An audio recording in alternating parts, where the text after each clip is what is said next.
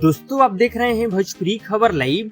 दोस्तों अभी अभी एक ऐसी खबर आई है जिसने सबको चौंका दिया है, जैसा कि आप थंबनेल पर देख रहे हैं। दोस्तों पवन सिंह और खेसारी लाल में ऐसा क्या हो गया है जिससे भोजपुरी इंडस्ट्री में महायुद्ध छिड़ गया है।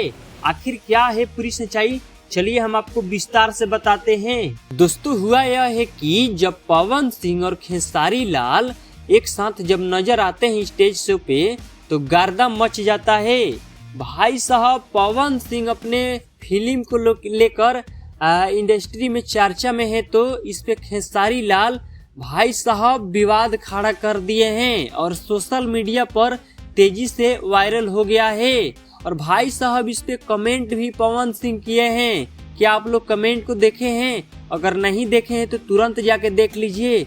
बाकी आप लोग इसके बारे में क्या कहना चाहते हैं, अपनी राय हमारे को कमेंट बॉक्स में कमेंट कीजिए। भोजपुरी की ऐसी ही ताजा खबरों के लिए तुरंत हमारे चैनल भोजपुरी खबर लाइव को सब्सक्राइब करें और घंटी वाला बटन दबा दें। मिलते हैं अगली बड़ी खबर में, तब तक के लिए जय हिंद जय भोजपुरी।